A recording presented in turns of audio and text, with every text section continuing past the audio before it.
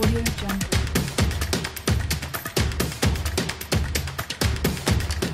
Audio Jungle. Assalamualaikum warahmatullahi wabarakatuh. Kembali lagi di podcast Mansa bersama saya Faridatus Salsabila. Pada episode kali ini podcast Mansa kedatangan tamu yakni yang tidak lain adalah Bapak Muhammad Rafiq. Leres nggih, Pak? Nggih, yang tidak lain adalah Les Bumi. Ketua Les Bumi MWCNU Baron nggih. Nah, sebenarnya Pak, saya ini yang pertama kali batin Les Bumi ini napa? Les Bumi ya? Nggih. Ya.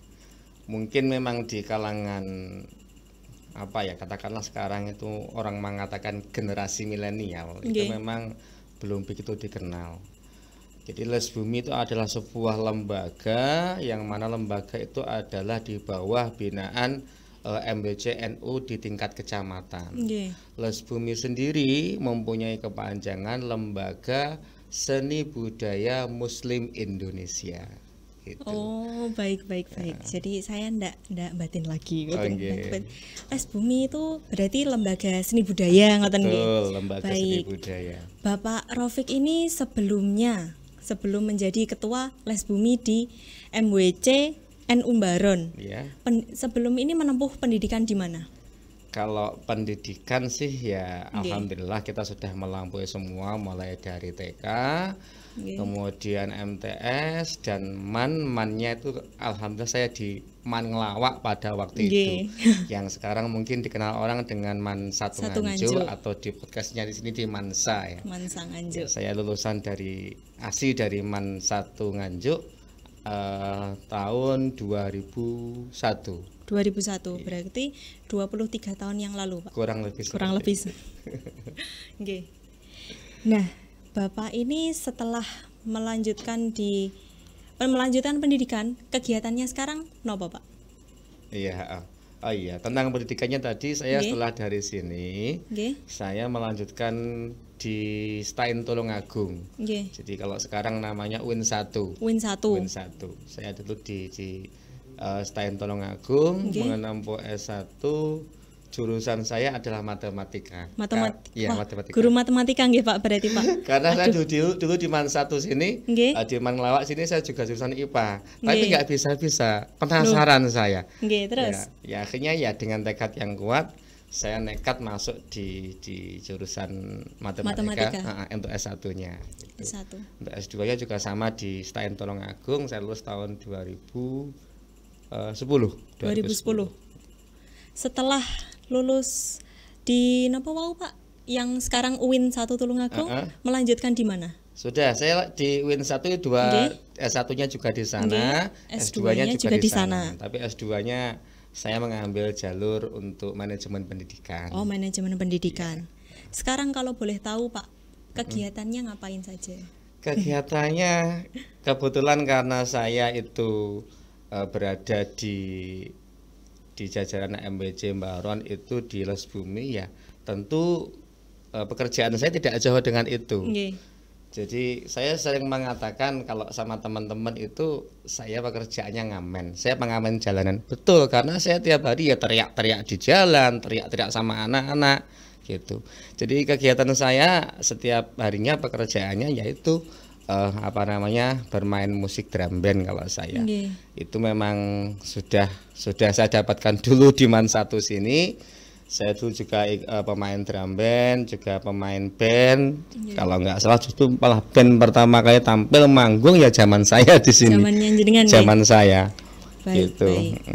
Nah, pada podcast kali ini kami akan membahas Islam dalam korelasi seni budaya dan kearifan lokal, nggih, Pak. Nggih.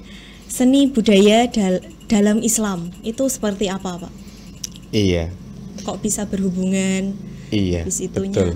Pripun? Jadi Islam itu adalah agama yang kita yakini sekarang. Itu kalau kita hubungkan dengan seni ini mempunyai sebuah sejarah yang luar biasa. Katakanlah setiap nabi dan rasul pasti mempunyai mukjizat yang berbeda-beda. Dan kita tahu kalau mukjizatnya Nabi Muhammad adalah berupa kitab suci Al-Qur'an. Kitab suci Al-Qur'an itu ada sebuah seni sebetulnya. Nggih. Coba kita kalau mau melihat ayat yang sudah dihafalkan oleh anak-anak yang kecil saja misalnya. Surat Al-Ikhlas katakanlah. Nggih. Itu kan qulhuwallahu ahad, Allahu somad, lam yalid wa lam yulad wa lam yakul lahu kufuwan ahad. Semuanya at. Nggih. Nah, ini kan kalau kita berbicara bahasa Indonesia, pelajaran bahasa Indonesia tentu ini berhubungan dengan sebuah Seni. Apa kalau dalam bahasa Indonesia Dalam yang bahasa bahan Indonesia. AA itu namanya? Sajak. Iya, Sajak dalam sebuah atau sajak, rima dan seterusnya. Ini sebuah seni. Dan ini seni ini dalam Islam itu sebuah apa ya? Sebuah warisan yang ternyata ini bisa menjadi rahmatan lil alamin. Nyatanya sampai sekarang itu Al-Qur'an masih digunakan orang-orang. Dan orang itu kalau mau apa ya? Mendalami seni lebih dalam itu memang berat karena seni itu tidak bisa apa namanya bahasa Jawa ini ku digulawentah niku dimakan mentah-mentah nggak bisa, harus penuh dengan rasa. Jadi rasa niku rasa dalam hal seni, dalam hal Islam ini ada sebuah iman itu kan ada rasa yang berada di sini, di dalam hati, di dalam kalbu kita. Jadi kalau kemudian apa namanya orang sudah mencapai makom tertentu, itu tentu rasa di dalam keimanannya ini ketika ingin mencapai bertemu dengan Tuhan, katakanlah di sini kalau agama kita Islam adalah Allah, tentu ini akan menjadi sebuah apa ya proses yang sangat panjang yang orang itu ya harus menemukan rasa itu sendiri. Ya paling tidak dari ibadah-ibadah yang wajib kita laksanakan setiap hari, misalnya sholat. Ini jangan kemudian sholat itu dipandang adalah hanya untuk menggugurkan kewajiban. Kadang orang seperti itu, sholat itu hanya dipandang wajibku biar sholat hilang. Tapi sholat itu ada sebuah penghambaan kita, karena kita seorang hamba yang merupakan harus apa namanya kepada Sang Pencipta, kepada Sang Khalik, yang mana ini juga harus dirasakan dalam sebuah seni. Seni apa? Seni keimanan kita. Jadi bacaan-bacaan yang ada dalam sholat jangan hanya dibaca saja, tetapi juga harus dipahami, didalami isinya, dan dirasakan segenap kujur tubuh lah katakanlah. Jadi kalau memang kita sudah sujud, katakanlah ini ya harus betul-betul sujud kita ya harus menyatu dengan Sang Pencipta atau Allah. Jadi katakanlah kalau ini persepsi saya, mungkin seni dalam Islam itu kalau kita hubungkan dari zamannya Nabi itu dengan kehidupan kita ya seperti ini. Gitu. Bahkan kalau tidak salah, masuknya Islam di Indonesia juga karena seni, Pak. Betul, salah satunya seni. Yang kemudian apa namanya sering kita dengar di lantunan lagunya, sholawatannya anak-anak itu adalah Wali Songo, gitu. Ya Wali Songo. Nah, seni yang paling dikenal dari sisi gamelannya kan masing-masing Wali Songo kan punya ciri khas yang berbeda-beda. Iya, ada yang ahli di bidang apa, ahli di bidang apa. Kalau Sunan Kudus itu dia seni berdakwahnya, seni dakwahnya memakai seni, memakai dakwah juga memakai dagang juga, makanya di Kudus itu ada istilah museum Gus Jigang itu, yaitu Jigang itu. Jadi memang ada sebuah peninggalan betul yang realistis, yang nyata bahwa itu ada sebuah peninggalan dari Sunan Kudus dalam sisi seni gitu. Seni. Kalau yang lalaran niku yang lir-ilir niku itu Sunan Kalijogo. Itu ya penuh makna itu lalaran dari Sunan Kalijogo, misalnya lir-ilir, kemudian ada lagi coblok-coblok suweng katakanlah, atau ini apa namanya seluku batok. Nah, itu sebuah makna yang luar biasa kalau kemudian kita mau mengkaji dan mendalami. Ya, gitu. Padahal kalau dilihat dari liriknya saja kan sederhana, Pak. Sederhana. Makanya sesuai dengan tema yang tadi disampaikan bahwa kearifan lokal itu yang ada di Indonesia itu menurut saya sangat luar biasa. Oke. Jadi kan kearifan lokal itu kan pandangan hidup bahwa Oke. seseorang itu bisa melihat, bisa mendengar dan lain-lain dari beberapa warisan yang ada. Oke. Nah, warisan yang sangat menjadi sebuah kearifan lokal hari ini tidak lain dan tidak bukan adalah Islam ala An-Nahdliyah. Ya. Dia. Islam ala An-Nahdliyah ya. Katakanlah semuanya kan sekarang kan lagi mengatakan semuanya ya Ahlussunnah, tapi Ahlussunnah wal Jamaah An-Nahdliyah. An-Nahdliyahnya Iya, itu apa? NU. Oh, NU. Gitu. Semuanya betul Ahlussunnah wal Jamaah, tapi kita itu yang betul-betul hari ini merawat dan menjaga semua kearifan lokal adalah An-Nahdliyah atau Nahdlatul Ulama. Oke. Kalau kita tanya misalnya saya gurunya siapa, gurunya saya adalah si A gurunya siapa, si B, ini jelas nyambung semua. Ini ada sebuah kearifan lokal yang mana ini sudah diyakini kita, diyakini umat Islam dan terus menerus menjadi sebuah Islam yang dalam konteks seni budaya kearifan lokal tadi. Kearifan lokalnya. Nah, gitu. di beberapa kalangan anak muda saat ini nggih, Pak. Ya. Bukan semuanya, tapi beberapa ada yang kurang menghargai mengenai seni budaya kearifan lokal, leres nggih, Pak? Iya. Nah, menurutnya Bapak niku pripun? Iya, kalau saya melihat anak muda yang sekarang itu cenderung ke barat-baratan, nggih. Ya, budayanya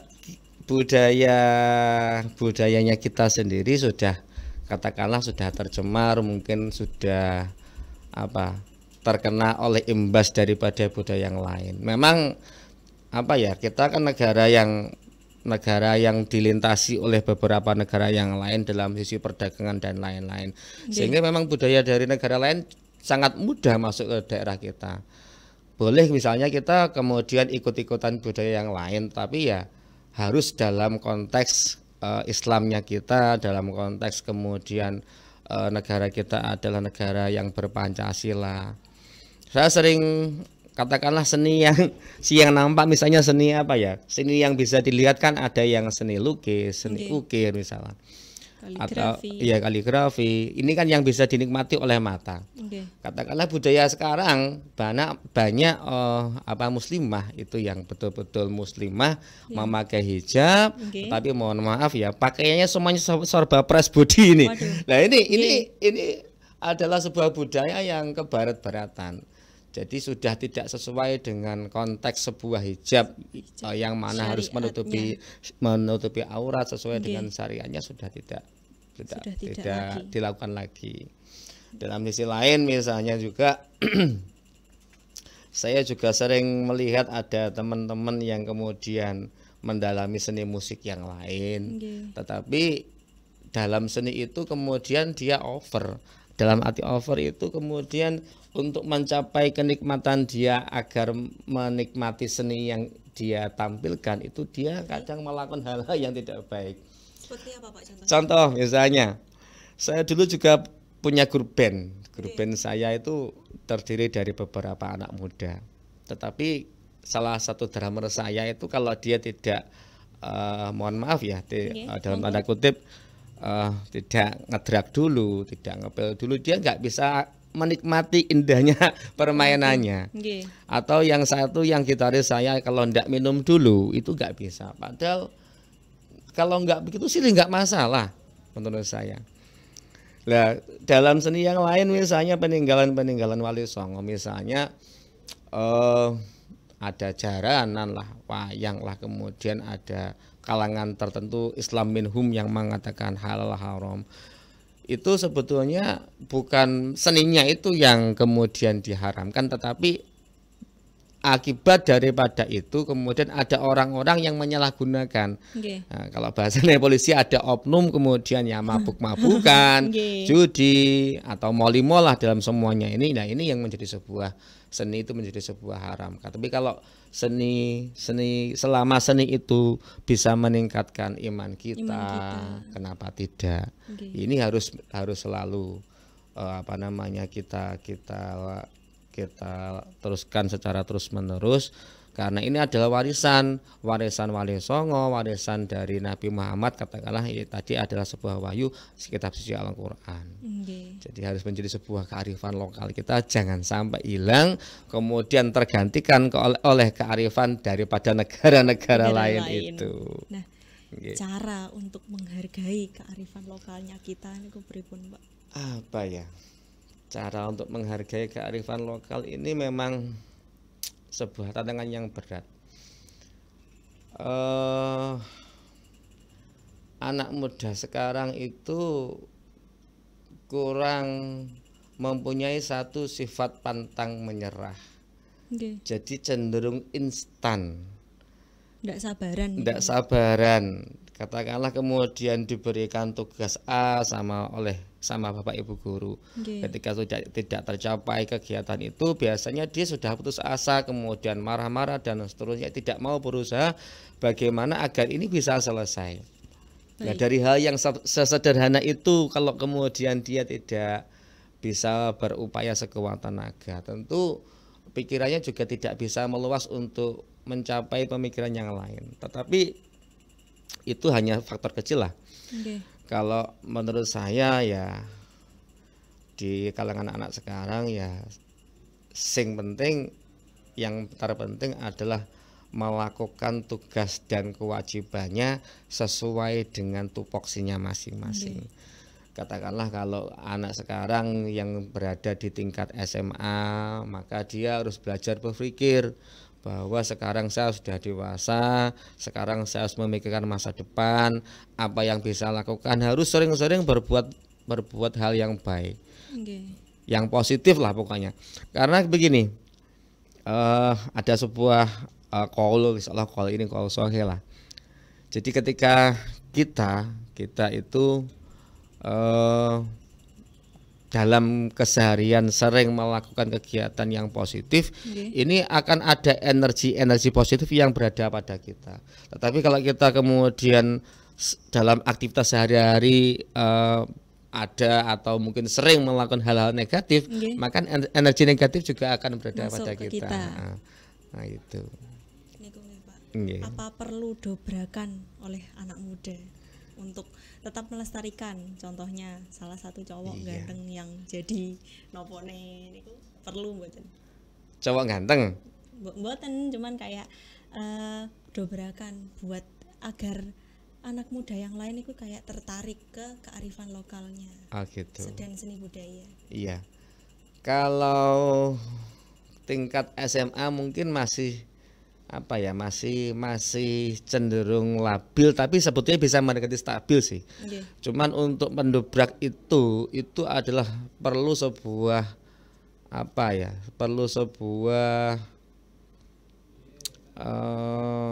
istilahnya pencucian otak, atau perubahan paradigma atau kerangka berpikir atau cara pandang seseorang. Nah, itu biasanya dicapai ketika anak-anak itu sudah masuk ke perguruan tinggi. Jadi yang dikatakan ospek atau Oscar atau apalah istilahnya itu sebetulnya ada sebuah kegiatan yang mana itu kegiatan itu untuk merubah pola pikir dari anak SMA ke anak yang sudah masuk atau mahasiswa. Jadi kalau sudah kuliah kan namanya kan mahasiswa. Kalau sudah jadi mahasiswa, maka label yang melekat padanya adalah agent of change, agent of control, dan agent of human. Itu yang perlu dipahami, saya kira. Baik. Nah, dari seni budaya dan kearifan lokal, ada yang mungkin melenceng di syariat Islam. Kayak kita gimana tetap untuk melestarikan budaya itu, tapi tidak melenceng dari syariat Islam itu pripun? Kan beberapa ada toh, Pak? Betul, ada. Jadi yang melenceng daripada seni budaya kearifan lokal dan bertentangan dengan agama kita Islam adalah ketika kegiatan itu melanggar syariat, misalnya ketika sudah bermain musik, kemudian ketika sudah melukis, ketika sudah apalah, misalnya kalau saya drum band misalnya, itu kemudian lupa tidak melaksanakan sholat. Nah, itu. Jadi ketika sudah lupa seperti itu, maka ini akan menjadi sebuah hal yang haram.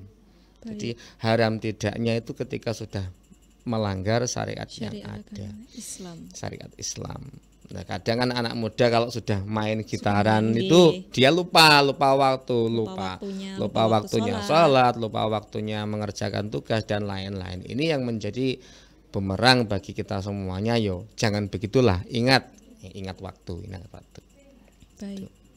Lah kayak kearifan lokal contohnya sing niku le nyadran nggih. Niku kan ada beberapa yang mungkin salah perspektif menyajikan niki niku contohnya kopi kalih jajanan pasar damel mbahe niku. Niku termasuk menggo napa mboten? Syariat Islam. Ada, betul. Ada seni budaya kearifan lokal yang kita temui, betul, yaitu ada nyadran, itu betul. Memang sebelum Islam datang ke Indonesia, ada agama yang dulu masuk ke Indonesia, khususnya Nusantara atau Jawa Dwipa bahasanya dulu, itu adalah nyadran itu.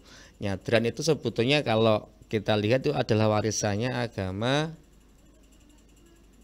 Hindu kalau nggak salah, Hindu. Jadi Islam yang ada di Indonesia itu dulu ketika masuk itu ya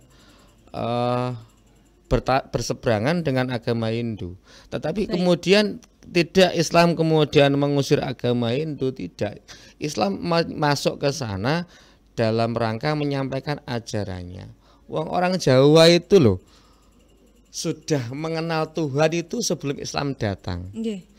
Orang Jawa itu sudah yakin bahwa segala sesuatu itu ada yang menciptakan, yaitu Tuhan. Tuhannya orang Jawa itu dulu orang mengatakan adalah Sang Hyang.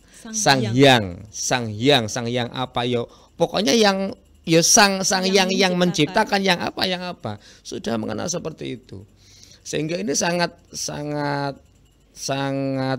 berhubungan, nyambung dengan agama kita, agama Islam, bahwa Tuhan itu ada, Tuhan itu adalah Al-Ahadu. Nah, Tuhan itu adalah satu yang menciptakan dan seterusnya. Nah, kemudian setelah ada Wali Songo yang masuk tadi, adanya kegiatan-kegiatan nyadran dan lain-lain itu tidak kemudian dihapus. Kalau kemudian dihapus, kan tentu agama yang mewariskannya tadi akan mengalami rasa yang tidak enak dan lain-lain. Nah, ini kemudian dirubah mindsetnya, dirubah cara berpikirnya, bahwa kita ketika sudah mendapatkan nikmat apapun yang diberikan Allah, berupa misalnya dalam bidang pertanian, dalam hal yang lain, itu harus kita syukuri. Nah, nyadranan itu adalah merupakan sebuah kegiatan upacara untuk mewujudkan rasa syukur kepada Allah Subhanahu wa taala. Makanya nyadranan sekarang itu sudah pasti ada tahlilnya, ada tawasulnya. Tidak seperti zaman dulu, walaupun mungkin ada sih di tempat yang lain. Cuman setahu saya kalau di wilayah Nganjuk dan sekitarnya itu sudah seperti itu.